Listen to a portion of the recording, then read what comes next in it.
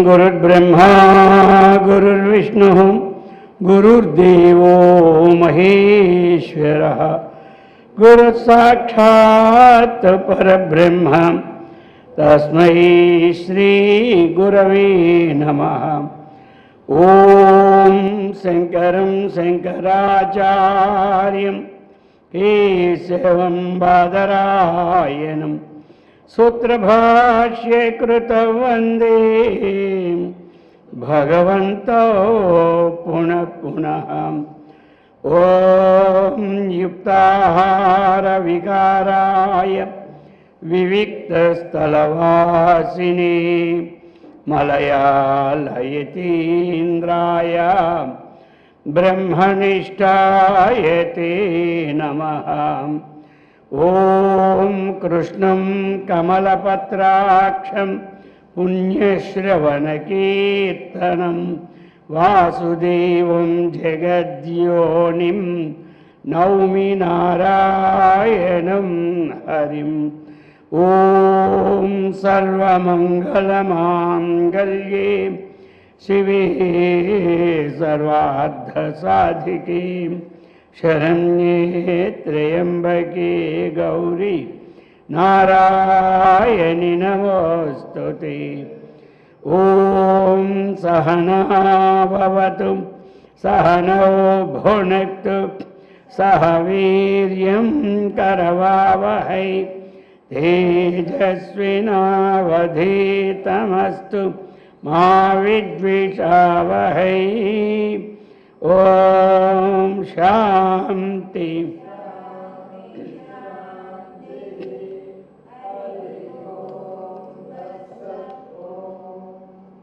हरे राम हरे राम राम राम हरे हरे।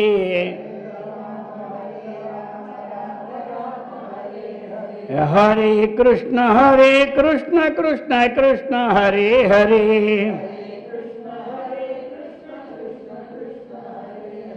भस्माभिषेका महितकर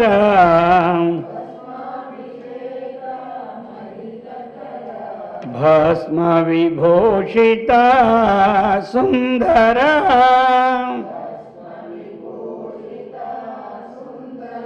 हर ओम हाला हलधर हर ओम हे शिव शंकर हर ओम हे शिव शंकर। भस्माभिषेका महितकर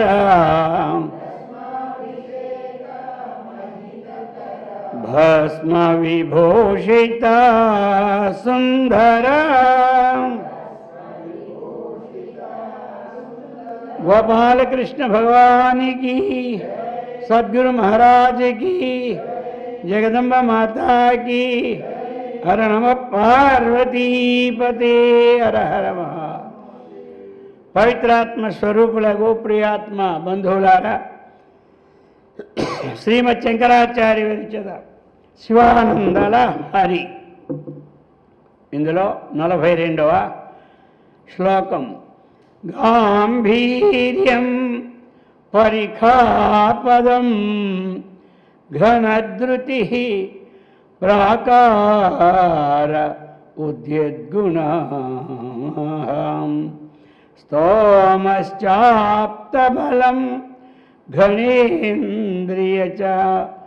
గణేంద్రియచయో ద్వారాని స్థితం ద్వారాని దేహస్థితం విద్యావస్తు సమృద్ధిః ఇత్యఖిల సామగ్రీ సమేతై సదా దుర్గాతి ప్రియదేవ మామకమనో దుర్గే నివాసం కురు. గాంభీర్యం పరిఖాపదం ఘనధృతి ప్రాకార ఉద్యత్తు గుణ స్తోమశ్చ ఆప్తబలం ఘనేంద్రియచయో ద్వారాని స్థితః విద్యావస్తు సమృద్ధి ఇతి అఖిల సామగ్రీ సమేతే సదా దుర్గాతి ప్రియ దేవ మామకం మామక మనోదుర్గే మామక మనోదుర్గే నివాసం కురు. సంబోధన. హే దుర్గాతి ప్రియే. అది దుర్గం అంటే ఏమిటి? మనకి ఏదైనా సరే ఎత్తుగా ఉన్నదాన్ని ఏమంటారు? దుర్గం అన్నమాట. ఎత్తుగా ఉంటే దాన్ని దుర్గం అంటారు. కోటలు ఎత్తుగా ఉంటాయి కాబట్టి దాన్ని ఏమంటారు? దుర్గం అంటారు. అలాగనే ఈయనకి ఏమిటి ఎత్తైన పర్వతం? కైలాస పర్వతం. అది అన్నమాట. ఆ పర్వత దుర్గమందు ఏమి ఇతడిప్పుడు మిగుల ప్రీతి కలిగిన వాడు, అందుకని అక్కడే ఉంటాడు హాయిగా. ఇప్పుడు అందరూ పోతున్నారు కదా మానస సరోవరం, కైలాస యాత్ర ఉంటారు. ఆ విధంగా ఆయన ఆయన అటువంటి పైన ఉంటుంటాడు. ఆ ప్రకారముగా దుర్గా అతి ప్రియా హే దేవా, హే దుర్గాతి ప్రియ, కైలాస పర్వతం ముందు మిగిలిన ప్రీతి కలిగినటువంటి ఓ పరమశివ, హే దేవా. ఈ విధంగా ఇక్కడ ఒక ఎలాగా నీవు ఆ కోట ఉన్నావు, ఇక్కడ ఆ పర్వత దుర్గము అన్నటువంటిది. అలాగనే నీకు ఇక ఇప్పుడు నా మనస్సే ఒక కోటగా నిర్మించేస్తున్నాను. అర్థమైంది కదా? ఎందుకు ఆ పర్వం మీద ఉంటావు? ఆవాహయామి స్థాపయామి పూజామి అనేటట్టుగా రమ్ము, ఈ కోటకి ఏం చేయము అని ఏమి ఇతరు భక్తుడనమాట. హే దుర్గా అతి ప్రియ, పర్వత దుర్గమందు ఏమి చక్కనేటువంటి ప్రియ అంటే మిగిలిన ఎక్కువ ప్రీతి కలిగినటువంటి వాడా.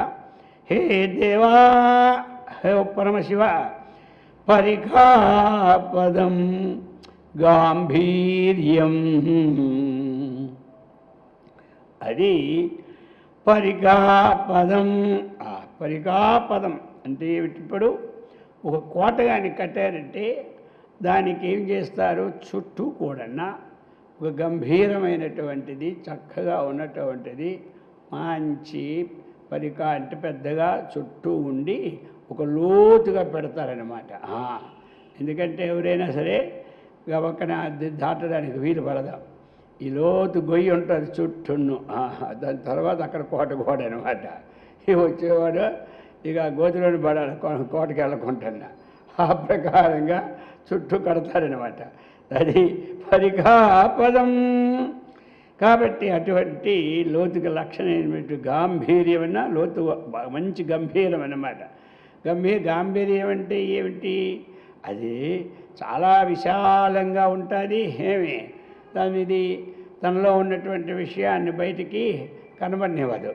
అది వీడు మరీ గంభీరమైన వాడురా అంటారు. అర్థమైంది కదా? గంభీరం. ఇప్పుడు సముద్రం మంచి గాంభీరత అనమాట. ఏమిటి? దాని లోపల ఉన్నటువంటివన్నీ కూడా ఈ పైనున్నవే కొట్టేస్తుంది, కానీ ఎవడేసినా సరే ఉంచుకోదు. ఈ చెత్త మత్త. అర్థమైంది కదా? ఈ చెత్త వేసిన కొబ్బరికాయలు, ఆ తమలపాకులు, అర్థమైందే, చాలామంది దండం పెట్టి అలా పడేస్తుంటుంటారు. ఎక్కడ? ఆ సముద్రంలోనూ. ఈ పరిస్థితి ఇలా ఊరుకుందాను కొట్టుకుంటా. ఇక సముద్రం కనబడదు మనకి, గెలినోళ్ళందరికి చెత్తే కనబడుతుంది. అందుచేత అదేం ఉంచుకోదు. అదేం ఉంచుకుంటుంది? ఇవెందుకు ఇది? సముద్ర రత్నగర్భుడిని పేరు అనమాట. అలాప్పుడు మంచి రత్నాలు ఉంటాయి. ఈనాడు మనకు వచ్చినటువంటివన్నీ. అలాగే అది గంభీరమైనటువంటి చాలా లోతు కలిగినటువంటిది అటు చెప్తున్నారనమాట. హే పరికాపదం, అది గాంభీర్యం. ఇంకా ఎలా ఉంటుంది అది? ఏమైనా ఆ చుట్టూ ఉన్నటువంటిది ఇలా తోస్తే పడిపోయినట్టు ఉండదు. వర్షం వస్తే కొన్ని ఏమైపోతాయి, గొట్టంతా కూలిపోయి మొత్తం గోయింది అయిపోతుంది. ఇది అలా కాదు, దిట్టంగా ఉంటుంది అనమాట. ఘనధృతి, దిట్టము. ఘనం అంటే దట్టమైనటువంటిది, ఘనం. అందుచేత అలా దట్టమైనటువంటిది, దిట్టమైనటువంటిది, మంచి ఒక ధైర్యంతో కూడినటువంటిది అనమాట అది. అటువంటి ప్రాకార, ఆ కోట గోడ అలాంటిది. ఆ గోడ ఏమిటి అంటే సామాన్యమైనది కాదు. ఆ కోట గోడ దిట్టమైనటువంటి గోడ. అది చక్కగా ఆ చుట్టూ ఉన్నటువంటి పరికరాలు, చుట్టూ ఉన్నటువంటి లోతు కూడా చాలా గంభీరమైనటువంటిది, అటువంటి గట్టిమైనటువంటిది ఆ కోట గోడ. కాబట్టి అటువంటిది ఇప్పుడు ఆ గోడ ఎలా కోటదో, అయ్యా నా గోడ కూడా అంత గట్టిదే అంటున్నాడు భక్తుడు. నా మనస్సు అనే కోట కూడా అది గట్టిదే, అది మరీ మెత్తననుకోకు. ఈ గోడ నేను ఈ కోటలో ఉంటే కూలిపోతానని భయమా? ఏమీ కూలిపోవు. అందరిలాంటి గోడ కాదు నాది, నాది మహా దిట్టమైన గోడ. ఇంకా ఎలాగా నాది ఉంది? ఉద్యద్గుణస్తోమ, ఉద్యత్ గుణస్తోమ. అది ఎప్పుడూ కూడా గుణములు అంటే ఏమిటి? సద్గుణములైనమాట. చక్కగా మంచి ఈ గోడలో ఏమీ దుర్గుణాలు లేవు, ఇవన్నీ సద్గుణములైనమాట. దైవీ సంపద్విమోక్షాయ అన్నట్టుగా మోక్షానికి సంబంధించిన సద్గుణాలు ఏవైతే ఉన్నాయో, అభయం, సత్వ, సంసిద్ధి అన్నీ కూడా సద్గుణాలే. ఈ ప్రకారముగా ఒక్కొక్క లిస్టు భగవంతుడు మనకి ఇచ్చేశాడు ఒక్కొక్క అధ్యాయంలో. ఈ ప్రకారముగా ఆ లిస్టులన్నీ ఏమిటి? సద్గుణములు. అది అటువంటి సద్గుణ స్తోమ, స్తోమం సమూహం అన్నమాట. ఆ సద్గుణములతో కూడుకొని ఉంటున్నది. అందుచేత ఏమి ఉద్యత్ మళ్ళీ ఎలాంటివి అంటే అవి తేజోవంతమైనటువంటివి.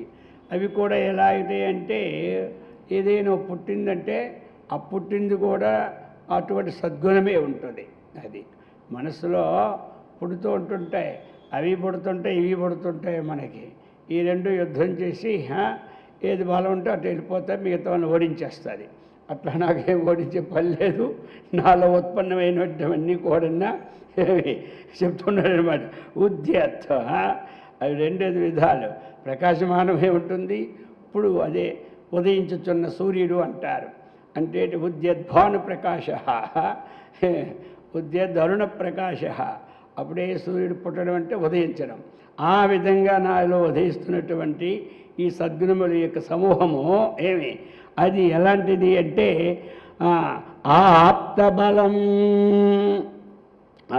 ఏమి అవి ఆప్తబలం అన్నమాట. ఆప్తబలం అంటే ఆప్తుడు చెప్పిన మాట మీద నమ్మకము ఉంటే ఎట్లాగైతే మనకి ఏమి చక్కగా అన్ని పనులు అవుతాయో అటువంటి అది మంచి నమ్మకమైన బలం అన్నమాట. నాకున్నటువంటి గుణాలు అపనమ్మకంగా ఉండవు. అర్థమైంది కదా. అందుచేత ఆప్తుడు అంటేవుడు ఆప్తస్తు యథార్థ వక్త అని ఆప్తుడు మాట నమ్మామంటే ఎప్పుడు చెడిపోం. ఎందుకు? ఆప్తంతు ఆప్తుడైతే లేదా ఆప్తస్తు యథార్థ వక్త అంటాడు. అర్థమైంది కదా. ఆప్తుడు ఎవడై అంటే యథార్థంగా ఉన్నది ఉన్నట్టుగా మనకి చెప్పేవాడు, వాడు ఆప్తుడనమాట. అది అటువంటి ఏమి ఆప్త. కాబట్టి ఆ విధంగా చెప్తూ ఉన్నాడు. యథార్థం వాడు మళ్ళీ మనకేమిటి? నమ్మకమైన వాడు. యథార్థం ఆప్తుడు చెప్పాడు, నీకు అక్కడికి వెళ్ళి ఏది ఇస్తారన్నాడు. వెళ్ళిన తర్వాత ఇంటి దగ్గర ఉన్నది వాడు పరుకుని పొమ్మన్నాడు వాడు. ఇంకేమిటిది? అది నమ్మకమా? అది అపనమ్మకమాట. నువ్వు అక్కడికి వెళ్తే నీకు ఏదైనా మంచి వస్తువులు లభిస్తే పొమ్మన్నాడు. పాపం ఈయన పోయినాడు అక్కడికి. వాడు చెప్తే వాడు ఏం చేశాడు? ఈ దగ్గర ఉన్నవన్నీ తీసుకొని పొమ్మని చెప్పాడు. ఇంకేం లభించింది? వీడు ఆప్తుడు కాదు, వీడు ఈయన ఆప్తుడు అన్నమాట. నువ్వు అక్కడికి వెళ్ళు, నీకు వస్తుంది అంటే అది వచ్చినట్టు నమ్మకంగా వస్తే ఇస్తే వాడు ఆప్తుడు. అలాగే వీడు చెప్పిన మాట అలాగా ఏమి చక్కనైనటువంటి ఆప్త బలం. నాకున్నవన్నీ కూడా ఏదో ఒకలా నన్ను మోసం చేసేవి కానీ, నీ కోటలో ఉంటే నిన్ను మోసం చేసేవి కానీ అలాంటివేమీ కావు. ఇంకా ఎలాంటివి? ఘనేంద్రియ ద్వారా. ఇవి ఎలాంటివయ్యా? ఘనేంద్రియాలు. మంచి ఈ ఇంద్రియాలన్నీ కూడా ఇంద్రియాలు మనకు ఉన్నాయి కదా. ఏమి ఇంద్రియాలు? దట్టమైన గట్టి ఇంద్రియాలు. ఇవన్నీ కూడా మనకు ఉన్నటువంటి జ్ఞానేంద్రియాలు. ఇవన్నీ కూడా చాలా గొప్పవైనవి అది చెప్తున్నాడు. ఘన ఇంద్రియ చయ. అందులో కూడా ఈ ఘనం అన్నటువంటిది ఒక్కొక్క దగ్గర కంటికి సంబంధమైన అర్థాన్ని కూడా ఇస్తుంది. కాబట్టి ఏదో నేత్రేంద్రియం ముందుగా ఇస్తాడు, కొన్ని శ్రోత్రేంద్రియాలు ఇస్తాడు. అందుచేత ఆ విధముగా సర్వేంద్రియాణం నయనం ప్రధానం అంటాడు. కన్ను లేనిదే జగత్తు లేదు అన్నారు విజయప్రకాశానందగిరి స్వామి వారయ్య. నీ కన్ను లేనిదే జగత్తు లేదు. సర్వులు ఏమంటారు? సర్వేంద్రియాణం నయనం ప్రధానం. అన్నిట్లోని కల్లా ఏంద్రియం అంటే నయనమే ప్రధానం అని. అలాగనే అది చెప్తాను. ఘనేంద్రియ చయ. అటువంటి ఈ గణేంద్రియములు చయ అంటే అది కూడా సమూహమే. అర్థమైంది కదా. అటువంటి ఇంద్రియములు ద్వారాని. ఒకవేళ కోటలో ఉండి నిన్నే నేను బంధించే పని నాకేం లేదు. అర్థమైంది కదా. ఆ కోటకి ఎలాగైతే 4 పక్కల ద్వారాలు ఉంటాయో నా కోటకు కూడా అన్ని ద్వారాలు ఉన్నాయి. నీకేం పని లేదు. నువ్వు ఎక్కడికైనా విహారానికి వెళ్ళొచ్చు, రావచ్చు అని చెప్తూ ఉన్నారు. దానికేమో పక్క 4 పక్కలు పెట్టుకుంటారు కోటలకి ద్వారాలు, ఒక పక్క ఉంచడు. ఆ విధంగా నీకు ద్వారాలు చాలా బాగున్నాయి. అంతే చెప్తున్నాడు. ఈ రాకపోకల ద్వారాలు ఎక్కడో ఇవన్నీ ఉన్నాయి. ఈ ద్వారాలన్నీ ఈ దేహమునందు స్థితమై ఉన్నాయన్నమాట. దేహే స్థిత దేహస్థిత. ఈ ద్వారాలన్నీ కూడా ఈ దేహమునందు ఉంటాయన్నమాట. ఇంకెక్కడ ఉంటాయి మనకి? దేహస్థిత.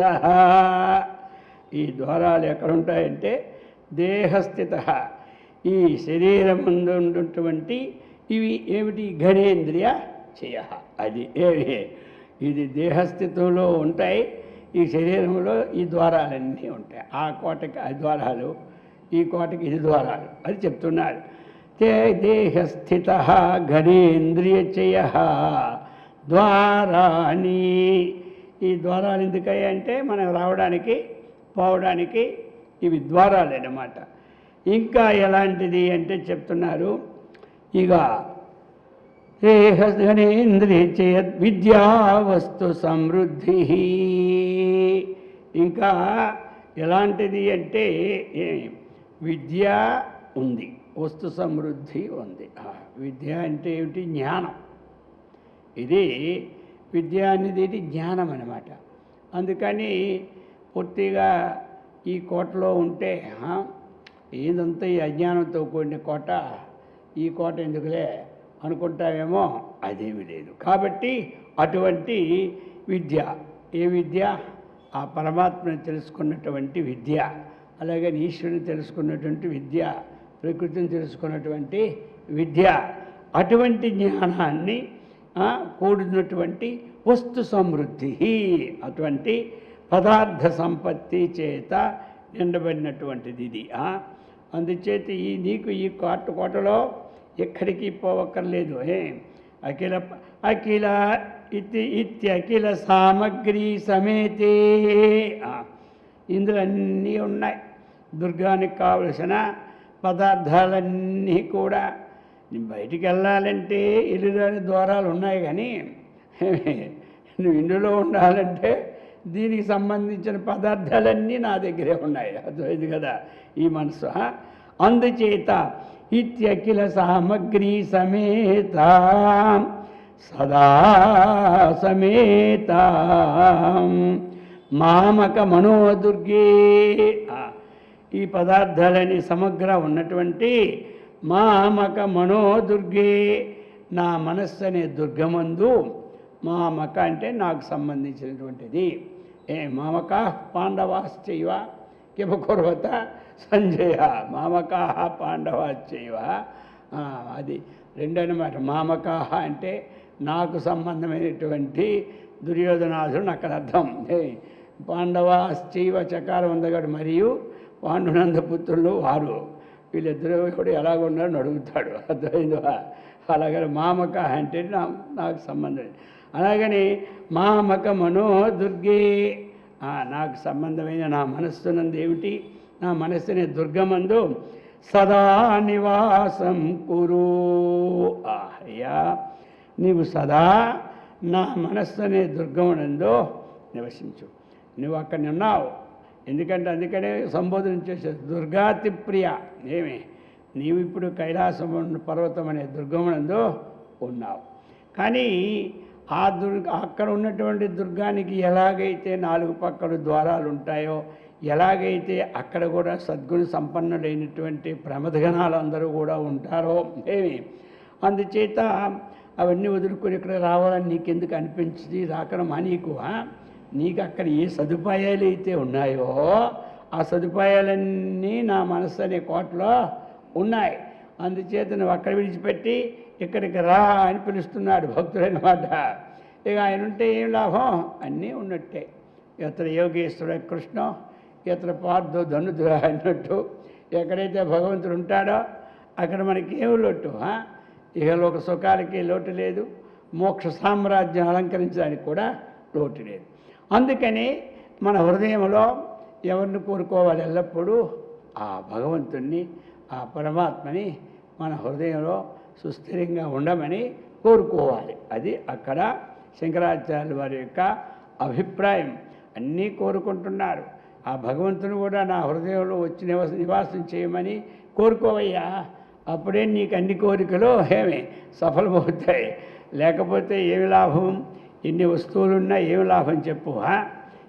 ఆ వస్తువులన్నీ సున్నా. వాటి పక్కన ఒకటి ఉంటేనే విలువ.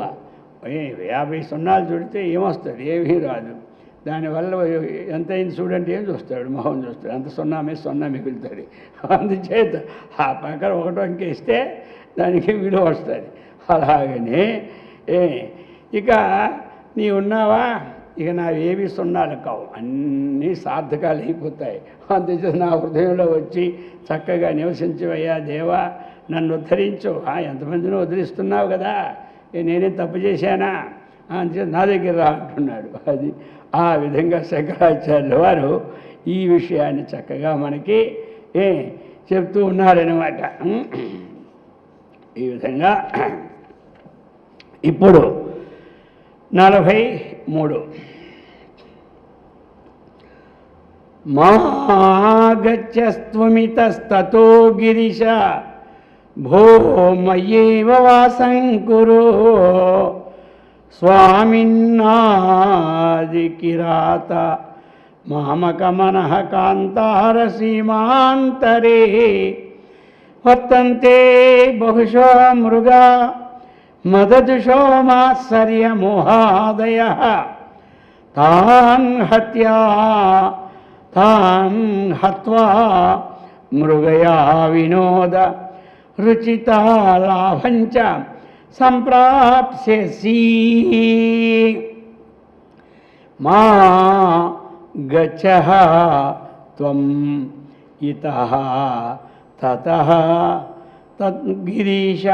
గిరీశ భో మయి ఏవ వాసం కురు స్వామిన్ ఆదికిరాత మామకమనః కాంతార సీమాంతరే వర్తంతే బహుశో మృగాః ముదా జుషః మాత్సర్య మోహాదయః తాన్ హత్వా మృగయా వినోద తాళాంబా రుచిత రుచిత లాభంచ సంప్రాప్స్యసి అది చెప్తున్నారు. ఇప్పుడు ఇందులో 2 సంబోధనలు 3 సంబోధనలు కూడా ఇచ్చారు. మొట్టమొదట హే ఆదికిరాత, అది ఏదైతే విషయం చెప్పబోతాడో దానికి సంబంధించిన సంబోధనాన్ని చక్కగా శంకరాచార్యుల వారు ఒక సెట్ అన్నమాట. అర్థమైంది కదా, కింద దానికి మీద దానికి సెట్ ఎలాగో సరిపోవాలో మన వస్త్రాలు కూడా అలాగా ఆ యొక్క శ్లోకానికి ఆ సంబోధనకి సెట్ చేస్తున్నాడనమాట. ఆదికిరాత, నీవు ఎలాంటి వాడు అంటే కిరాతుడికి ఏం పని, ఆంచి వేటాడడంలో వాడు మహానిపుణుడనమాట. అందుచేతే ఈయనకి ఆదికిరాత అన్నాడు. నువ్వు చాలా నిపుణుడు అనమాట. శంకరాచార్యులు ఇప్పుడు ఎంతమందో పేరు పెట్టుకుంటుంటారు. అందుకని ఆయనకు కూడా ఈ శంకరాచార్యులు అర్థం కాదు, అందుకని ఆది శంకరాచార్య చెప్పేశారు. ఆది శంకరాచార్య అన్ని పేటాలు శంకరాచార్య, అందరూ శంకరాచార్యులు పెట్టుకుంటే అందరూ శంకరాచార్య అంటే అసలు శంకరాచార్య ఎక్కడ ఉంటాడు, ఆయన సంగతి ఏది మరిపోయి వీళ్ళ సంగతి వచ్చేది. అందుకనే ఆది శంకరాచార్య. దేవతలు ఎంతమందో ఉంటుంటారు. అందులో కూడా ఆది దేవాది దేవానాం దేవతలలో ఆదిదేవ, ఆదిదేవుడు అన్నటువంటి వాడు అసలు వాడు. అర్థమైంది కదా. తక్కిన వాళ్ళు అందరూ కూడా మామూలు అన్నమాట. అది అతడు ఉంటేనే ఇది ఉంటుంది. ఆదిదేవుడే పరమాత్మ. అర్థమైంది కదా. అది అందుచేత దేవాదిదేవ నమో నమః అంటారు చాలామంది. ఎందుకు దేవాదిదేవు అంటే దేవతలందరిలోనూ కూడా నీవు ఆదిదేవుడు. ఈ దేవతలందరూ బ్రహ్మాది దేవతలు కలుపుకుంటూ ఆదిదేవత దేవుడు పరమాత్మ, అది అనమాట. అలాగనే ఆది కిరాత, నీవు కిరాతలు ఉంటారు వేటాడే వాళ్ళందరిలో కూడా గొప్ప నైపుణ్యంతో ఉన్నటువంటి వాడు. నీకు వేటాడు ఉన్నంత నీకు ఉన్నది. ఇంకా ఎలాంటి వాడు నీవు స్వామి, ఓ మహాప్రభో గో గిరీశ కైలాసవాస అని అంటాం కదా, అటువంటి కైలాసవాసుడివయ్యా నీవు. ఇంకా నీవు ప్రపంచానికే స్వామివయ్యా, నీవు ఆది కిరాతకుడివయ్యా. అందుచేత నీకు ఎక్కడికి వేటకెళ్ళక్కర్లేదు, నీకు వేటాడడానికి బయటికి పోకు. అర్థమైంది కదా. అందుచేత నా లోపటికి రా, నీకు ఎంత వేటాడుకోవాలో అన్నీ ఉన్నాయి, ఏం పర్వాలేదు. అర్థమైంది కదా. ఆ బయట తిరుగుతావా అని ఇప్పుడు చెప్పి అంటున్నాడు. త్వం నీవు ఇతస్తతః మా గచ్చ, అయా త్వం నీవు ఇతః తతః, ఎందుక ఇటు అటు ఇటు తిరిగి ఆ అరణ్యాల పడి వేటాడుతావు, అక్కడ అలసిపోతావు. నీకు వేట ఎందు ఉంది, ఏం పర్వాలేదు. వేటాడ అంటే నీకు ఇష్టం. అందుచేత నువ్వు ఎక్కడెక్కడో ఇతః తతః వేటకెళ్ళాడు, వర్షాలు పడతాయి, నీకు రకరకాలుగా ఉంటుంటాయి అరణ్యంలోను. అందుచేత ఇతః తతః మా గచ్చ, ఇంకిటి వెళ్ళడం అటు వెళ్ళడం మా గచ్చ, నువ్వు పోకొని చెప్తున్నాడు ఎవడు, భక్తుడు అన్నమాట. అర్థమైంది కదా. ఇతః తతః మా గచ్చ, ఇతః ఇటు, తతః అటు, ఇటు అటు కూడా మా గచ్చ. మా అనేది నిషేధం అన్నమాట. ఇప్పుడు కూడా నా అన్న నిషేధమే, మా అన్న నిషేధం. ఇంకా మా అంటే ఇంకొక అర్థం కూడా ఉంటుంది, అది ప్రయోగం ఇక్కడ లేదన్నమాట. మా గచ్చ అంటే వెళ్ళవద్దు, అది. ఇక మా అని వ్యాకరణంలో నన్ను అని అన్నప్పుడు మాం రక్ష, అది మాం పాహి అంటారు కదా. అక్కడ మా అంటే మాం మా, దానికి 2 అర్థాలు ఉన్నాయి. ఎక్కువ ఏమంటారు మామే వాడతారు, కాబట్టి మా వాడరు. కాబట్టి మా పాహి అన్నా మాం పాహి అన్నా అర్థం ఒకటే అక్కడ. అర్థమైంది కదా. అలాగనే నన్ను రక్షించు అంటారు. అలాగనే మమ మే మమ అంటే నా యొక్క, మే అన్నా నా యొక్క. ఇది కొంచెం అందరికీ అర్థమైపోతుందా? ఇది ఆస్తి ఎవరిదంటే మమ ఆస్తి అంటారు, ఇంక ఈ ఆస్తి ఎవరిదంటే మే ఆస్తి, రెండు ఒకటే అర్థం. అలాగనే మా మా అన్నటువంటిది నిషేధార్థంలోనూ ఉంది, మా అన్నటువంటిది అది శబ్దంలోనూ కూడా ఉంది. అహం అహం ఆవాం వయం, అది అహం అంటే నేను, ఆవాం అంటే ఇద్దరు, వయం అంటే మనం అందరం. ఆ ద్వితీయ భక్తికి ఏమర్థం? మా మా ఆవాం నౌ అస్మాకం నహ అస్మాన్ నహ ఇలా ఉంటుంది. అది దాన్ని రెండేసి పదాలు ఉంటాయి. ఎందుకంటే మామ్ అంటే నన్ను, మా అన్న నన్ను, అది ఆ అర్థం ఇక్కడ. నన్నని ఏకాన్ని వచ్చిన ఆ అర్థం ఇక్కడ తీసుకు, ఎందుకంటే ఇది నిషేధార్థం కదా. మా గచ్చ, మా గచ్చ అంటే ఏమిటి? ఎప్పుడూ కూడా ఇత, ఎప్పుడంటే ఇత తత త్వం నీవు, ఇత తత అటు ఇటు, మా గచ్చ వెళ్ళకు తిరగకు అని చెప్పారు. ఎందుకు తిరిగి తిరిగి అలసిపోతావా? నీకేం పర్వాలేదు, నువ్వేం చేస్తావంటే మయ్యేవా అన్నాడు. మయి ప్లస్ ఏవా, మయ్యేవ వాసంకురు. ఏమి మయ్యేవ, మయ్యేవ మనహాదస్వ మయి బుద్ధిం నివేశయ. ఎందుకంటే ఒక పదం వచ్చినప్పుడు మీకు అర్థం కావాలని తీస్తున్నాను. మయ్యేవ మనహాదస్వ మయి బుద్ధిం నివేశయ నివసిష్యసి మయ్యేవ అతోర్థం న సంశయ. కాబట్టి మయ్యేవ మన ఆధస్వ అన్నాడు కృష్ణ పరమాత్మ. నాయందే నీ మనస్సుని పెట్టు అన్నాడు. ఇప్పుడు ఈ భక్తుడు అంటున్నాడు మయ్యేవా, ఇటువంటి ఎందుకు తిరుగుతూ వద్దు, నాయందే, ఇంకెక్కడ వద్దు. అర్థమైంది కదా? నాయందే నివాసం, వాసం అంటే నివాసం, నువ్వు నివసించు, అది. కాబట్టి అది చెప్తున్నారు. నీకు ఇటు అటు తిరిగి వేటాడము అలవాటు ఉంది, ఆ వేట అక్కడ మానేసి. అర్థమైంది కదా? నీకు ఆ వేటలో ఏం కావాలో అవన్నీ నేను ఇస్తాను, నీకు ఎక్కడికి తిరగకు, అలసిపోకు. కాబట్టి నా హృదయ గుహలో ఉండు, నీవు చక్కగా మయ్యేవ వాసంకురు. అయితే ఏమంటావా దానికి? మామక మనః కాంతారః. ఏమి ఇక్కడ మామక మనః కాంతార సీమాంతరే. అది ఏమి ఇక్కడ ఏమిటంటే నా మనస్సే ఒక, అలాగనే నా హృదయమే నీకు ఒక అరణ్యం. అర్థమైంది కదా? నీకు అరణ్యం ఏంటి? హృదయమే నీకు అరణ్యం. కాంతారం అంటే అరణ్యం అన్నమాట. అరణ్యం అన్నా కాంతారం అన్నా ఒక్కటే, అది అనమాట. అందుచేత కాంతార అమరం అన్నమాట. అందుచేత నా హృదయమనే అరణ్య ప్రాంతము, క్షేమాంతము అంటే ఒక ప్రాంతం, క్షేమ అంటే ఒక హద్దు అనమాట. అది అలాగా నీకు నా హృదయమైన ప్రాంతం ఉంది కదా, ఆ సీమకి అంతరే, నువ్వు బయటికి పోక్కర్లే. అర్థమైంది కదా?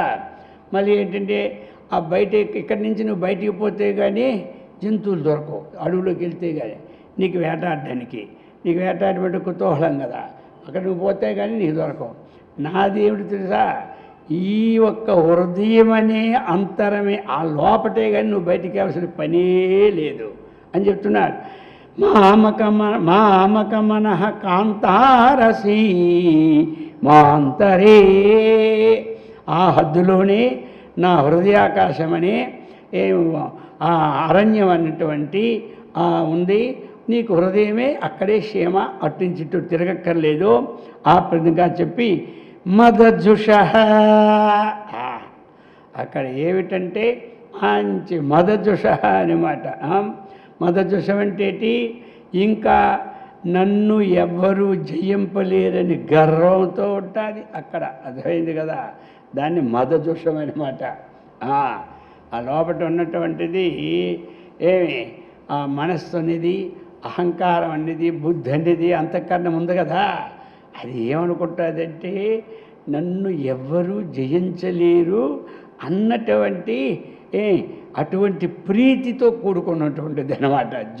జుష ప్రీతి, సేవనే ధాతువు కాబట్టి అటువంటి ప్రీతి, నన్ను ఎవడు జయించలేడా, నన్ను ఎవరు చేయించగలరు పండి అంటారు కదా, అటువంటి దీంతో కూడుకొని ఇంకా ఎలా ఉంటుంది అది, అందులో ఏమి మాత్సర్య మంచి ఏమి గర్వంతో కూడుకొని ఉంటుంది మళ్ళీ అది అది మంచి గర్వంతో కూడుకొని ఇంకా మోహాదయ నేను కూడా వచ్చింది కదా అందులో కామ క్రోధ లోభ మోహ మద మాత్సర్య అటువంటి ఈ ఆది గుణాలు ఉన్నటువంటి బహుశః మృగా ఉన్నాయి నాలోను. ఒక్కొక్క మృగాన్ని నువ్వు వేటాడలే కానీ నీ ఇష్టం, అర్థమైందా?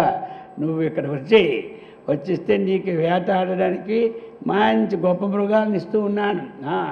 నాతో జయించేవాడు ఎవడు అన్నటువంటిది గర్వంతో కూడుకున్న మృగాలు నాలా ఉన్నాయి. నువ్వు వెయిట్ చేయాలి ఇప్పుడు, వాటిని వేటాడు. వాటిని వేటాడితే నీకు మంచిదే నాకు మంచిదే. ఆ బయటిది కట్టిని తిరుగుతావు. శివ పరమేశ్వర నువ్వు లోనకరా జల్దీ అంటున్నాడు ఎవడు భక్తుడు. అందుచేత మదజుష మాత్సర్య మోహాదయ అది కామక్రోధ లోభ మోహ మదమాత్సర్యాలు అన్నటువంటి ఉన్నాయి. అవి ఏమిటి? ఇలాగ అవే కావయ్యా బహుశః మృగా. లోపల ఎన్ని రకరకాలైనటువంటి వాసనలతో ఒక్కొక్క వాసన ఒక్కొక్క మృగం అనమాట. అర్థమైంది కదా? ఒక వాసన వచ్చిందంటే అది ఒక మృగం. అది మన లోపల వచ్చింది ఏంటి తినడానికి చూస్తుంది మనకే, దానికి బయట ఆహారం తొలగ లేదు కదా వచ్చింది కొంత. అది లోపల ఉండ వచ్చి మనల్ని తినేయడానికి దాని బాధ. అందుచేత నువ్వు ఉన్నావు అనుకో, నీకు ఇప్పుడు నీకు రెండు పనులు అవుతాయి. నీకు వేటాడడం అవుతుంది, నాకు దాని బాధ తప్పుతుంది. అర్థమైంది కదా? ఇంతకుముందు చెప్పాడు కదా అందులో కూడా. నువ్వు ఎలాగా భిక్షకి వెళ్తావు, నా మనస్సుని కోతిని పట్టుకెళ్ళిపో, ఆ కోతిని చూసేవాడు నీకు ఆహారం పెడతాడు కదా. మొళ్ళగన్నా ఇప్పుడు నువ్వు నాలుగు ఉన్నావు అనుకో, ఈ విధంగా మదజుష మాత్సర్య మోహాదయ మృగా బహుశః వర్తంతే. అవి చాలా ఉన్నాయ్యా. అర్థమైంది కదా? మృగాలు వాటిని వేటాడు. నీకు అక్కడే సీమాంతరే, నా హృదయ సీమమే, నువ్వెక్కడ బయటికి పోవద్దు, అక్కడే ఉండు. నువ్వు హాయిగా వేటాడు, తర్వాత హాయిగా హృదయంలో రెస్ట్ తీసుకో. అర్థమైంది కదా? నీవు రెండు విధాలు నాకు లాభం. నువ్వు వేటాడేవా, నాకు కొంత శ్రమ తగ్గిపోతుంది, నీకు రాదు. ఇప్పుడు ఒక పనికి రెండు లాభాలు, స్వామి కార్యము స్వకార్యం.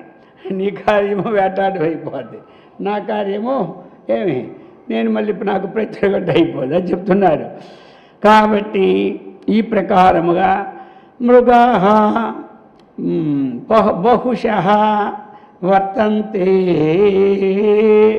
ఏవయ్యా అంటే మదజుషమైన మాత్సర్యాదులైనటువంటి మోహాదులైన మోహ ఆదయ ఇత్యాది మృగా అనేక మృగా వర్తంతే. కాబట్టి ఆ మృగములన్నీ కూడా అన్నిటినీ కూడా ఏం చేయాలా? హత్వా హత్వా అంటే వాటిని వేటాడి చంపాలి. అర్థమైంది కదా? అప్పుడు నీకేమవుద్ది? మృగయా వినోదం. వేటాడినోడికి ఏమిటి? అదే వినోదం వాడికి. పాట పాడేవాడికి పాట వినోదం, మాట్లాడేవాడికి మాటల వినోదం. అర్థమైందా? తిండి తినేవాడికి తిండి వినోదం, జోదం ఆడేవారికి జోదం వినోదం. ఆ ప్రకారంగా వేటాడేవారికి వేటే వినోదం. అది అంటున్నాడు. తాని హత్వా మృగయా వినోద రుచిత. ఇదంటే ఒకటి నాటకం వేస్తాడు. ఆ హావభావాలు ప్రకటించడం వాడికి రుచి అనమాట. అర్థమైంది కదా? తినేవాడికి ఆహార రుచి, చూసేవాడికి నేత్ర రుచి, వినేవాడికి శ్రోత్ర రుచి. అర్థమైంది కదా? ఆ ప్రకారముగా నీకు వినోద రుచి లాభమయ్యా. ఆ లాభాన్ని సంప్రాప్సేసి నీవు చక్కగా పొందగలవు అంటున్నాడు. ప్రాప్సేసి నీవు వేటతో కాలము గడుపుట, అటువంటి కోరిక యొక్క ఫలితం నీకు ఉంటుంది కదా, అది చక్కగా నీవు సంప్రాప్సేసి పొందగలవు అని భక్తుడు ఇప్పుడు భగవంతుడిని నువ్వు అటు ఇటు పోకయా, ఈశ్వర నీకు ఆ వెళ్ళి అడవుల్లో మృగాలు వేటాడితే ఎంతో శ్రమ ఉంటుంది, అందుచేత నువ్వు నా దగ్గరకు వచ్చావంటే నీకు హాయిగా ఉండొచ్చు. నీకు వేటాడాలనుకుంటే అర్థమైంది కదా, నీకు చక్కగా నాలోని అరిషద్వర్గాలు అనేక రకరకాల వాసనలు ఎన్నో మృగాలు ఉన్నాయో బహవహ సంతి అని చెప్తంతే. ఈ మృగాలన్నీ నువ్వు చక్కగా వేటాడి నీవు వినోదాన్ని లాభాన్ని పొందగలవు. జల్దీ ఆజేవో మరి అందరూ అర్థమైంది కదా. నువ్వు తొందరగా నా హృదయానికి వచ్చేమని భగవంతుని ఎంత ట్యాక్టీస్గా పిలుస్తున్నాడు చూసుకోండి. ఆ యొక్క శంకర వారి రచన నీ ఎవరికైనా ఒక లాభాన్ని చూపిడే తొందరగా వస్తారు. అందుచేత నీకు లాభమే నాకు లాభం. నాకేమి లాభము, వీటితోనే ఏగలాగా నేను చస్తూ ఉన్నాను. అర్థమైంది కదా. ఏమిటంటే నాకు వీటిని వేటాడాలంటే నాకు బలం చాలదు. అందుచేత నువ్వు వచ్చావంటే నువ్వు చక్కగా ఏమి నాకు 2 లాభాలు, నీకు వేట లాభం, నాకేమో వాటితో గోల తగ్గిపోతుంది. ఇది అనమాట. ఈ ప్రకారంగా భక్తుడు చక్కగా ఆవాహన చేశాడనమాట. ఈ ప్రకారముగా చేసి ఇప్పుడు 44వ శ్లోకంలో చెప్పబోతున్నారు. కరలగ్న మృగ కరీంద్రభంగో ఘనశార్దూల విఖండనోస్తజంతు గిరిశో విశదాకృతిశ్చ చేతః కుహరే పంచముఖో అస్తి మే కుతో భీతి అంటున్నాడు. కరలగ్న మృగ కరీంద్ర భంగ ఘన శార్దూల విఖండన హస్త జంతు గిరిశః విశత్తు ఆకృతిశ్చ చేతః కుహరే పంచముఖః అస్తి మే కుతో భీతి. ఇప్పుడు ఏమి సింహానికి ఏ లక్షణాలు అయితే ఉన్నాయో ఈ శివునికి ఉండే లక్షణాలన్నీ సింహానికి బాగా చెల్లుతాయి అన్నమాట. అర్థమైంది కదా. అటువంటి ఏమి శివుడనే సింహం, శివుడిని ఒక సింహంగా భావించుకొని సింహం అరణ్యంలో ఉంటే అది కూడా ఏది కావలిస్తుంది చెండాడించేస్తుంది. అర్థమైంది కదా. అలాగా అటువంటి సింహంగా భావించుకొని ఇప్పుడు తన హృదయంలోనికి పిలుస్తూ ఉన్నాడు. కాబట్టి ఇప్పుడు ఏమంటున్నాడు, అయితే నీవు నా హృదయంలో ఉంటే ఇప్పుడు చెప్తున్నాడు నాకే భయం లేకుండా ఉంటాను. ఎందుకంటే అరణ్యంలో సింహం ఉన్నప్పుడు ఇతరమైనటువంటి మృగాలు భయపడిపోతుంది అన్నమాట. అర్థమైంది కదా. ఆ మృగాలన్నీ అలాగే నీ ఒక సింహం అన్నమాట. నా లోపల బోల్డ్ మృగాలు ఉన్నాయి కదా. అర్థమైంది కదా. నీ ఉన్నావంటే నేను ఆ మృగాల బారిని పడను అన్నట్టు ఉద్దేశంతో ఇప్పుడు చెప్తున్నాడు. కరలగ్న మృగ ఏమి కరలగ్నం అంటే చేతి ఎందే ఆయనకి ఏమి ఆ లేడి ఎప్పుడు అంటే లేడి చర్మం కానీ లేడిని కానీ భావించుకోవాలి, అది పట్టుకుంటాడు అనమాట.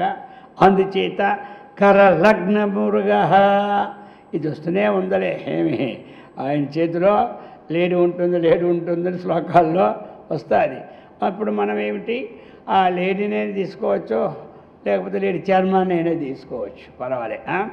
అందుచేత ఆయన చేతిలోనే లేడిని పట్టుకుంటాడట మృగములు గలవాడు. కరలగ్నం అంటే దానిలో ఇమిడిపోయినట్టు ఉంటుంది. వాడేమో అందులో లగ్నం అయిపోయాడరా అంటారు. అంటే వాడు దాంట్లో లీనమైపోయాడంటే ఆ వస్తువులో వాడు ఇమిడిపోయాడు అని అర్థం అనమాట. అలాగనే కరలగ్న మృగ అటువంటి చేతి యందు లేడిని ధరించినటువంటి వాడును, ఆ చేతితో లేడిని పట్టుకుని వాడును అని అర్థం అనమాట. అది చేతితో లేడిని గ్రహించిన వాడును అర్థం. అయితే ఏమిటి అలా సింహం కూడా ఏం చేస్తుందంటే ఆ లేడీ అక్కడ ఉంటే ఒక్కసారి పంజాతో కొడుతుంది అనమాట. ఆ పంజాతో కొట్టేసరికల్లా లేడీ అయిపోతానికి స్వాధీనం అయిపోతుంది. అలాగనే అదేలాగా పంజాతో కొట్టి అర్థమైంది కదా, ఒక దెబ్బగా ఏమి ఆ లేడీని స్వాధీనం చేసుకుందో, అసలు నీ చేతిలోనే లేడు ఉందయ్యా, ఇంక నీకు స్వాధీనం అయ్యే ఉంది ఆ లేడీ పిల్ల. అందుచేత కరలగ్న మృగ అది.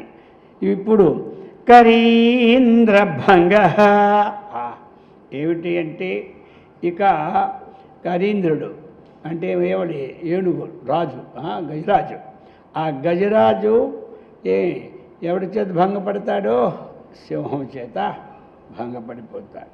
ఎందుకంటే అది సింహం దాని కళ్ళలోకి వస్తేనే 4 గంతులు వేస్తుందట. అది ఏనుగు అంత భయం అనమాట. ఎందుకంటే సింహం ఒక్కసారే పోతుంది, దాని యొక్క పైకి పోయి దానిలో ఉన్నటువంటిది కొట్టి తినేస్తుంది అన్నమాట. అందుచేత నువ్వెలాంటి వాడు తెలుసా, నువ్వు కూడా ఆ గజాసురుడు అంటాడే, ఆ గజాసురుని నువ్వు చక్కగా సంహరించినావు. దానికి గజం అంటే భయమే, గజానికి సింహం అంటే భయమే, ఆ గజాసురుడిని నీవంటే భయమే.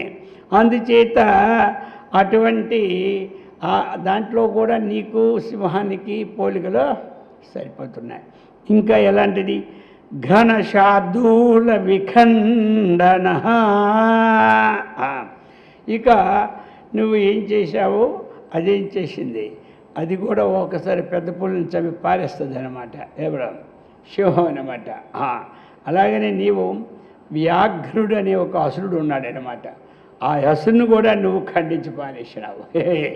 సింహమేమో పెద్ద పుల్లని చంపి పారేస్తుంది, అలాగే నీవేమో వ్యాఘ్రుడనే అసురుని కూడా సంహరించేవాడు. ఈ విధంగా అంతః జంతు, ఈ ప్రకారంగా సింహం కడుపులో ఎన్ని మృగాలు ఉన్నాయో తెలుసా. అది చెండాడి పాడిస్తూ ఉంటుంటుంది అనమాట. అందులో అట్లా వేస్తూనే ఉంటుంటుంది మృగాలన్నింటినీ. అందుకనే సింహంలో ఎన్నో మృగాలు ఉన్నాయి, మామూలు కాదు. అలాగే నీలోను కూడా ఈ సకల జంతు సముదాయం కూడా ఉన్నది అంటున్నాడు. దానికి దీనికి పోలుస్తున్నాడు అనమాట. అర్థమైంది కదా.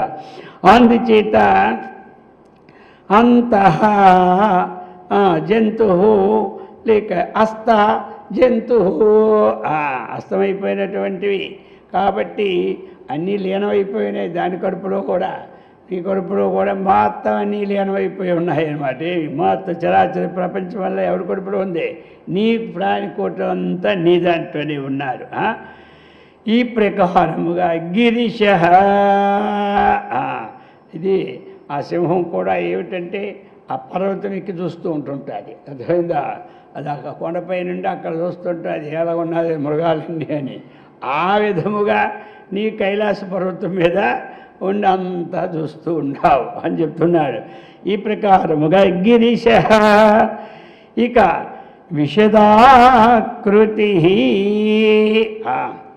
అది తెల్లనేటువంటి శరీరంతోనే ఉంటుంది. నీవు కూడా ఎప్పుడు భస్మం రాసుకొని తెల్లని శరీర కాంతితోనే నీవు ఉంటావు. అందుచేత ఇక పంచముఖ, ఆ సింహానికి పంచముఖం అని పేరు. పంచముఖాలంటే దానికి 5 ముఖాలు ఉండవు. అంటే మన ముఖము అంటే ఇంతే పడుతుంది, దాని ముఖం విడదీస్తే అసలు మన 5 ముఖాల కానీ ఇంకా మించి ఉంటుందిలే. మనం ఆ నోరు తెరిచామంటే అది ఒక దెబ్బకి అలా లోనికి వేసేస్తుంది. అర్థమైంది కదా. ఆ కారణం వచ్చేది దానికి పంచముఖుడి పేరు దానికి వచ్చింది. ఏమిటి అంటే అది చక్కగా దానికి బాగా విశాలమైనటువంటి ఆ నోరు ఉందన్నమాట. అది అన్నదంటే చాలు, ఒక మొత్తంలోనికి ఒక జంతువుని చంపి మొత్తం పడేసుకుంటుంది. ఆ విధంగా దానికి అటువంటి విశాలమైనటువంటి ఉంది కాబట్టి దానికి పంచముఖుని పేరు వచ్చింది. నీకు ఎలాగా పంచముఖాలు ఉన్నాయి, అర్థమైంది కదా. ఇప్పుడు మనం అక్కడ పోయామనుకోండి, పశుపతి దేవాలయం, మరి ఆ శివుడు చుట్టూ ఉంటూనే ఉంటాడు, 5 ముఖాల ఆయనకు ఉంటూనే ఉంటాయి. ఆంజనేయ స్వామి కూడా ఉన్నాయి కదా, పంచముఖ ఆంజనేయులు అంటారు లేదా. అలాగనే ఈయన శివుడికి కూడా పంచముఖాలు ఉన్నాయి. అలాగనే మరి పంచముఖ అని పేరు అనమాట అమరంలో దీనికి, సింహానికి. కాబట్టి ఎందుకు ఈ పేరు వచ్చిందంటే దానికి నోరు అంత విశాలంగా, మనం ఉన్న నోరు ఒక ముఖంతో ఎంత తినగలం, దానికి అంత ఆకలించింది కాబట్టి 5 నోరులు అంత ఉంటుంది అనమాట దానికి. అందుకు పంచము వెడల్పు పొడవులన్నీ. ఈ ప్రకారముగా ఇది అయ్యా పరమేశ్వరుని సింహము ఇప్పుడు చెప్తున్నారనమాట. ఈ ప్రకారముగా విశదాకృతిశ్చ, విశదమైనటువంటి ఆకృతిశ్చ ఇవి ఉన్నప్పుడు ఇక మే కుతః, మే అంటే నాకు, కుతః భీతి ఎప్పుడయ్యా అంటే ఇప్పుడు చెప్తున్నాడు ఈ విధంగా చేతః కుహరే, నువ్వు ఏమి నా యొక్క చేత కుహరే అంటే చిత్తమనే గుహ ఎందు, అంటే నా హృదయ గుహ ఎందు, నా చిత్తమనే గృహ ఎందు, లేక నా మనస్సు అనే గృహ ఎందు ఏమి నీ ఉండాలి. అర్థమైంది కదా. ఉంటే నీకు ఎందుకంటే సింహానికి ఒక గుహ ఉండాలి. అర్థం అప్పుడప్పుడు గుహలో పోతుంది, అప్పుడప్పుడు కొండ మీద పోతుంది. ఆ విధంగా నీకు ఏమి నా యొక్క గుహ ఉంది. అందుచేత మే చేత కుహరే, నాకు నా యొక్క చిత్తం అనే గుహ ఒకటి ఉన్నది. అందుచేత నువ్వు అందులో నివసించు, నా గుహలో నువ్వు నివసిస్తే ఏమిటి తెలుసా, మే కుతో భీతి, ఈ నాలో ఉన్నటువంటి మృగాలు ఉన్నాయి కదా, షడ్వర్గాలు ఒక ముఖాలు, ఈర్ష్యాద్వేషాదులు ఒక మృగాలు రకరకాలు, మనకు ఎన్ని రకాలు లెక్కేసుకుంటే 100 మృగాలైనా మనకు తేలుతాయి. ఆ పాయింట్లు ఈ పాయింట్లు అన్నీ కలుపుకుంటే ఏమి ఆ ఒక్కొక్క చెడు గుణం ఒక్కొక్క మృగం అన్నమాట అది. అందుచేత నీ ఉన్నావనుకో సింహము, నాకు భయం ఉండదు. ఎందుకంటే అది ముఖం వచ్చిందని వేటాడుతావు హాయిగా. అందుచేత నా హృదయంలో ఉండి నాలో ఉన్నటువంటి అరిషడ్వర్గాల మృగాలు కానీ, ఈర్ష్యాద్వేషాదుల మృగాలు కానీ, ఈ యొక్క రజోగుణ తమోగుణ మాలిన్యం చేత ఏర్పడినటువంటి వాసన మృగాలు కానీ, ఇవన్నిటినీ నీవు శుభ్రంగా వేటాడు. అది నీవు ఉన్నావంటే చాలే, వేటాడక్కర్లేదు, అవన్నీ పారిపోతాయి అన్నమాట, అవే దాగిపోతాయి ఎక్కడైనా. అది అటువంటి ఇంకా నాకే భయమో లేదని చెప్తూ ఉన్నాడు ఎవరో భక్తుడు. అలాగే శంకరాచార్య వారు ఈ విధంగా చెప్తూ ఉన్నారు. ఆ విధంగా చెప్పి ఇప్పుడు 45 ఛందశాకి శిఖాన్వితై ద్విజవరై సంసేవితే శాశ్వతే సౌఖ్యాపాదిని ఖేదభేదిని సుధాసారై ఫలేద్దీపితే చేతః పక్షిశిఖామణే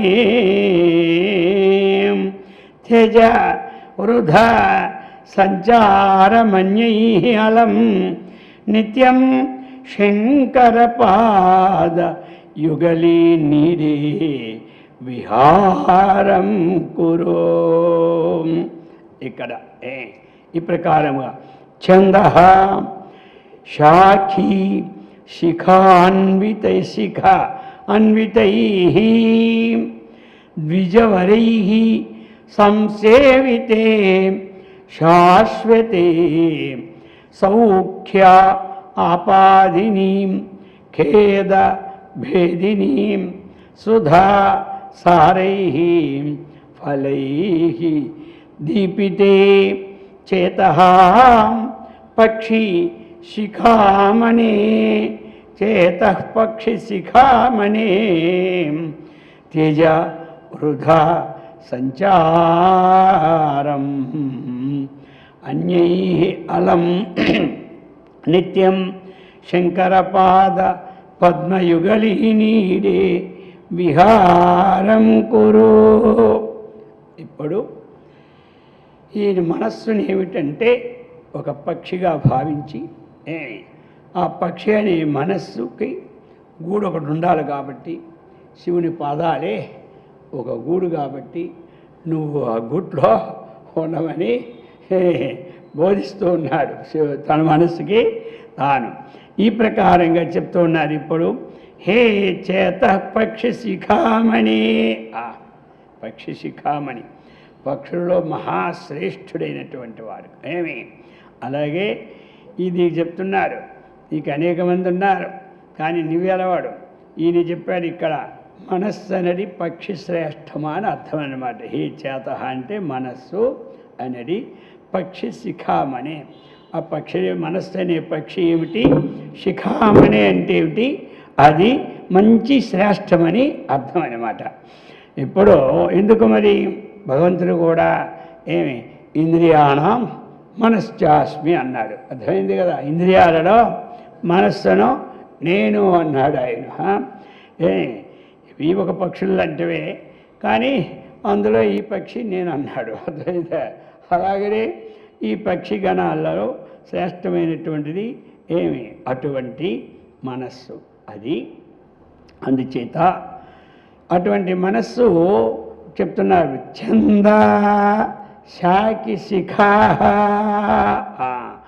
కాబట్టి ఇది సంబోధన అనమాట. హే చేత పక్షి శిఖామని సంబోధన చేసి ఛంద శాకి, ఛందశాకి శిఖాహ అది దానితో అన్వితై అని అర్థం అనమాట. ఛందశాకి శిఖాన్వితై. ఛందశాకి చందం అంటే ఛందస్సులు అంటే వేదములు అని అర్థం అనమాట. ఆ వేదములు అనేటటువంటి ఏమి శిఖ, ఆ వేదములకు వృక్షములైతే వాటికి శిఖ ఏంటి, దాని యొక్క కొమ్మల చివరలో ఉన్నది శిఖ అవుతుంది. ఏమి ఒక వృక్షానికి శిఖ అంటే ఏమిటి, ఆ పైన ఉన్నది పై కొమ్మ అది శిఖ, కిందనున్నది మొదలనమాట. అలాగా ఆ వేదం అటువంటి ఛందశేఖ శిఖ అన్వితై, శిఖతో కూడుకున్నటువంటిది. అంటే వేదముల యొక్క అంతిమ భాగంలో ఉన్నటువంటిది ఏమిటి, వేదాంతము. అది వేదములకు అంతిమ భాగంలో వేదాంతము అంటారు దానికి. కాబట్టి వేదము వేదాంతము రెండు ఉండాలి మనకి. అర్థమైందా. వేదం అన్నటువంటిది రెండు భాగాలు, ఒకటి వేదం అంటారు, ఒకటి వేదాంతం అంటారు. ఉపనిషత్తులను అన్నింటినీ ఏమంటారు, వేదాంతము. కాబట్టి కర్మకాండకి వేదం, ఇది వేదమే అది వేదమైనా ఏమి దీది ఏమిటి అంటే వేదము యొక్క నిర్ణయాన్ని ఏమిటి అని నిశ్చయించి తెలుపుతుంది కాబట్టి వేదాంతం. అది అంతం అంటే నిర్ణయం, అంతం అంటే నిర్ణయం అన్నమాట. అంతః అంటే నిర్ణయ. అసలు వేదంలో ఏది నిర్ణయించబడింది, సారం, అది కావాలి కదా. ఏమి వేదాలలో సారం ఇంతేనయ్యా అన్నాడు ఒక ఆయన. ఏమిటి, జగమే మాయా బ్రతుకే మాయా. అర్థమైందా. ఇప్పుడు వేదాలలో సారం ఏమిటి అంటే ఆత్మతత్వం అన్నటువంటిది. దానివల్లనే ఈ వేదాలు పుట్టాయి. కాబట్టి దేని నుంచి పుట్టాయో పుట్టినవి దానిని వర్ణిస్తున్నాయి కృతజ్ఞతారూపముగా అన్నమాట. అందుచేత ఆ వేదాలలో సారం ఏమిటి, పరమాత్మయే వేద సారం. అటువంటి పరమాత్మని తెలిపినటువంటి వేదంలో ఉన్నటువంటి మంత్రాలని వేదాంతము అంటారు. అంటే వేదములో తుది నిర్ణయం అన్నమాట. అందుచేత అటువంటి ఛంద శాఖి శిఖాన్వితై, ఆ వేదములనే వృక్షముల యొక్క కొమ్మలుంటాయి చివరలు, అవి వేదాంతంతో కూడి అన్వితమైనటువంటి. అదేం చేస్తారు మరి, ద్విజవరై సంసేవితే, ద్విజవరై సంసేవితే. ద్విజవరై అంటే ఏమిటి, పండిత శ్రేష్ఠులు, బ్రాహ్మణ శ్రేష్ఠులు. అలాగనే ద్విజ శబ్దం ఎక్కడి నుంచి వచ్చిందో మనకి, జన్మనా జాయితే శూద్ర, కర్మణా జాయితే ద్విజ, వేదపాఠేన విప్రత్వం, బ్రహ్మజ్ఞానేన బ్రాహ్మణ అని చెప్పారు. అందుచేత ద్విజత్వం విద్యానుష్ఠానాత్ అంటారు. ఏంటి ద్విజత్వం ఎక్కడి నుంచి వచ్చింది, విద్యానుష్ఠానాత్, విధి అనుష్ఠానాత్, విద్యానుష్ఠానాత్. మామూలు విద్యకి ఒత్తుండదు, అర్థమైంది కదా. అది విధి దానికి ఒత్తుంటుంది. అందుకే విధ్యనుష్ఠానాత్. కాబట్టి విధ్యనుష్ఠానాత్ ద్విజత్వం విధ్యనుష్ఠానాత్. విధి అంటే కర్మను యాదం ఏం చెప్పిందో విహిత కర్మను, ఆ విహిత కర్మను ఆచరించాలి. అప్పుడు ద్విజుడు ఎప్పుడయ్యాడు మనకి? ద్వే జన్మని యస్యాస్తి ద్విజ. ఎవనికి 2 జన్మలు ఉన్నాయో వాడిని ఏమంటారు? ద్విజుడు అంటారు. పుట్టినప్పుడు ఉన్నది ఒకటే జన్మ. ఉపనయన కర్మాత్ విధి అనుష్ఠానాత్ అంటే ఉపనయన కర్మాత్ ద్విజత్వం ప్రాప్యతే. ఎప్పుడైతే ఉపనయనం జరిగిందో అప్పటి నుంచి మన పేరు మారిపోయింది. ఎవరైతే కానీ ఉపనయనం చేసుకున్నాడంటే వాడికి ఏమిటి? రెండో జన్మ వచ్చిందనమాట. వాడిని ఏమంటారు? ద్విజుడు అంటారు. అందుచేత అది ద్విజత్వం. ఎక్కువగా అటువంటివన్నీ ఎప్పుడో మరి ఉపనయనం వాళ్ళు చేసుకుంటారు కాబట్టి బ్రాహ్మణులు అంటారు. ఈ ఎప్పుడో పెళ్ళప్పుడు వేస్తారు, తర్వాత తీసేస్తారు. వచ్చింది కర్మ, అర్థమైంది కదా. ఆ జంజం కూడా బరువే మనకు వచ్చింది కూడా. అదేమిటి కొంచెం వేసుకొని అది ఏమున్నది అటు ఇటు వెళ్ళి ఎవడు చేయి తెప్పించుకోవడం, ఇంకా అందులో ఇంకేమీ లేదు. అర్థమైంది కదా. అంతే, దానికి కొన్ని నియమాలు ఉంటాయి కదా, అంతే. ఆ జంజం చేసే పైకి ఎత్తుకోవడం అంతే అంటారు. అది కొంతమంది గురి సంఖ్యలతో మొత్తం మెడకి చుట్టించుకుంటారు రుద్రాక్ష మాలకి, ఎందుకు గోలని. అందుచేత అది లఘు సంఖ్యతలు పైకి ఎత్తుకుంటారు, ఇంతే తేడా. కాబట్టి ద్విజవరై అటువంటి బ్రాహ్మణ శ్రేష్ఠుడు చేత, అందుకనే ఆచార్యుల వారు అన్నారు వేద పాఠేన విప్రత్వం. ఎవరు వేదం చదువుతుంటే వారందరూ విప్రుడే. విప్రుడన్నా బ్రాహ్మణుడికి అర్థం ఉంది, ద్విజుడన్నా బ్రాహ్మణుడికి అర్థం ఉంది, బ్రాహ్మణుడన్నా బ్రాహ్మణుడికి అర్థం ఉంది. బ్రహ్మజ్ఞానంతు బ్రాహ్మణ అని చెప్పారు. అందుచేత ద్విజత్వం విద్యానుష్ఠానాత్. ఆ సంధ్యావందనం చేసి అది అనుష్ఠానం చేసుకుంటే వాడికి ద్విజత్వం ప్రాప్తం. లేని వాడికి ఏమి తీసుకొని సంధ్యావందనం చేయకుండా ఏమి లాభం, కూడా చేయాలి. అది ఈ ప్రకారముగా అటువంటి ఇది ఎతియ అంటే మరి ఈ వేదములనే వృక్ష కొమ్మల శాఖలతో చక్కగా సంబంధించినటువంటి అన్వితి కూడినటువంటి ఈ ద్విజశ్రేష్ఠుల ద్వారా ఆశ్రయింపబడినటువంటిది ఈ యొక్క. కాబట్టి ఇంకా ఏమిటి? శాశ్వతే. ఇంకా మనకి శాశ్వతే. శాశ్వతే శాశ్వతే అంటే అది నిత్యమైనటువంటిది. చక్కగా మనకి నిత్యమైన మాట. నిత్యం అంటే ఎల్లప్పుడూ ఉన్నటువంటిది అని అర్థం. ఇంకా ఎలాంటిది? సౌఖ్యాపాదిని. సౌఖ్యం ఆపాదనం, సౌఖ్యాపాదనం. ఆపాదనం అంటే సంపాదించడం, పొందడం, అందేట దాన్ని ఆపాదనం. అందుకు సుఖాన్ని సంపాదిస్తున్నటువంటి విశేషణాలు ఇవన్నీ. కాబట్టి ఇంకా ఎలాంటిది? సుధాసారై.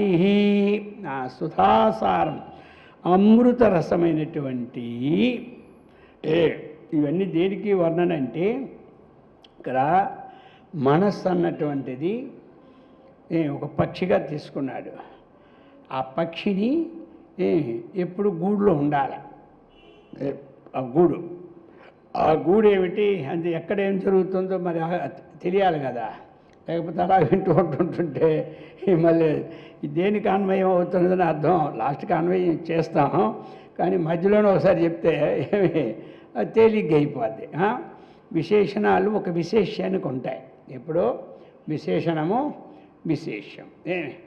కాబట్టి ఇప్పుడు విశేషణం అన్నది భిన్నంగా ఉంటుంది. విశేషణము విశేషణాన్ని ఆశ్రయించుకొని ఉంటుంది. ఇప్పుడు మనకి ఒక కొండ, అదేంటి? కొండ విశేషం. ఆ కొండలో ఎరుపు రంగు ఉంటే దాన్ని ఏమంటారు? విశేషణం. నలుపు ఉంటే విశేషణం. మానవుడు ఒక్కటే.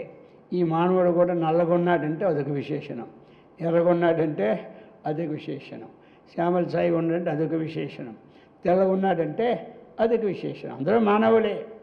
అలాగా శివుని పాదాలు గూడుగా శివుని పాదాలు గూడుగా చేసి ఈ మనస్సు అనే పక్షి ఆ గూడులోనూ నివసించాలి. అర్థమైంది కదా. మరి ఆ గూడు ఎలాంటిది అని ఇప్పుడు వర్ణన. ఆయన పాదాలు శివుని యొక్క పాదాలు గూడు కదా.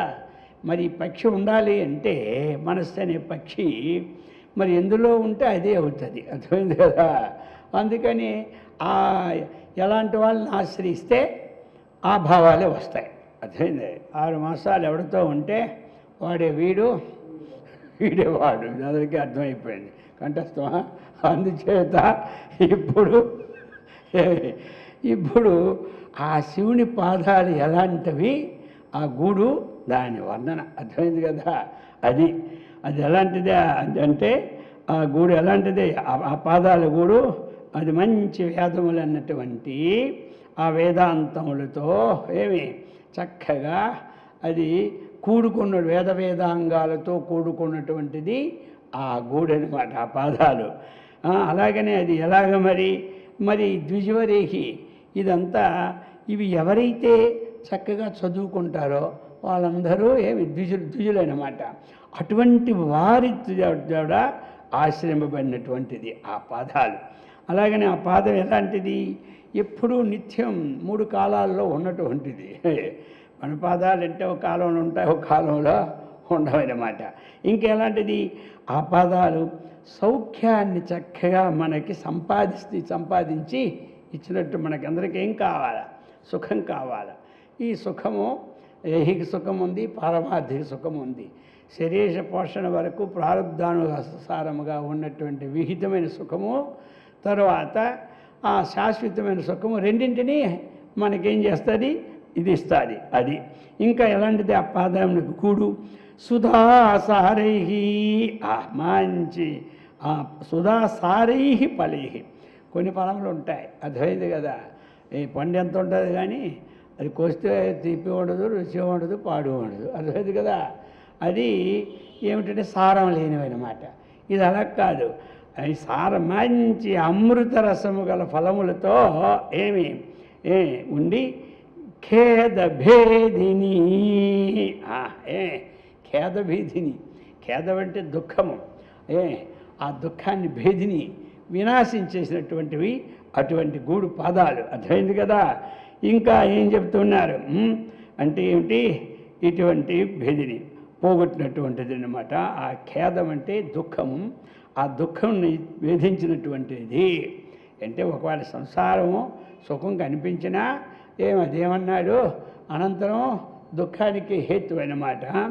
కాబట్టి ఇంకా దీపితే ఏమిటంటే ఆ పాదాలు చక్కగా ప్రకాశమానమై ఉంటుంది ఆ గూడు. అటువంటి గూడు నా గూడు ఎలాంటి గూడు? అందుకు ఆ గూడులో ఈ మనస్సు అటువంటి ఆ శంకర పాదాలు అటువంటి గూడు అనమాట. అందుచేత ప్రకాశవంతైన శంకర పాద పద్మ యుగలి నీడే. ఓ మనస్సా ఆ యొక్క ఈశ్వరుని యొక్క పాదద్వంద్వమనే గూటి యందు విహారం కురు. నువ్వు ఎందుకంటే పక్షి శిఖామణివి నీవు. నీకు పేరు పెట్టాడు ఈ మనస్సుకి. నువ్వేంటి పక్షుల్లో మహాశ్రేష్ఠుడు అయినటువంటి మనస్సు అనే పక్షి. నీవు ఏం చేస్తావంటే అటు ఇటు ఎందుకు తిరిగి వేసారి నువ్వు ఆ గూట్లో ఈ గూట్లో మారి ఎన్ని జన్మల నుంచి ఇదే పని విడిచిపెట్టు. ఇప్పుడు ఈ పాదాలనే గూటిని ఆశ్రయించు. ఇక చెప్తున్నాడు ఈ ప్రకారం చేయు. అన్యై అలం. ఇంకా అటు ఇటు తిరిగి గూడులన్నీ విడిచిపెట్టు. ఎన్ని గూడులో తిరిగా మనం ఎప్పటికీ తిరిగి వచ్చినాము. అనేక రకరకాలైన గూడులో ఉంది. చాలు. ఇంకా నీవు వృధా సంచారం త్యజ. వ్యర్థమైనటువంటిది, నిష్ఫలమైనటువంటిది సంచారాన్ని విడిచిపెట్టు. ఇది అన్నమాట. అందుచేత ఇక్కడ ఏంటంటే సారం, మనస్సు అనే పక్షిని ఆ భగవత్పాదాల విందారములను గూడులో పెట్టాలి. ఆ గూడు ఆ పాదాలు ఎలాంటివంటే ఈ విధమైన వర్ణన. కాబట్టి అటువంటి మన మనస్సుని ఆ భగవంతుని పాదార విందం లగ్నమైనటువంటి స్థితిని, సత్కర్మనిష్టను, భగవద్భక్తిని, ఆత్మవిజ్ఞాన సంపత్తిని, ఆయురారోగ్య ఐశ్వర్యాన్ని కూడా ఆ యొక్క శంకరాచార్యం అన్నట్టు ఆచార్య వారు అమ్మవారి సదా రక్షించుగాక. ఓం సహనావతు సహనౌ భునక్తు సహ వీర్యం కరవావహై తేజస్వినావధీతమస్తు మా విద్విషావహై. ఓం శాంతి శాంతి శాంతి.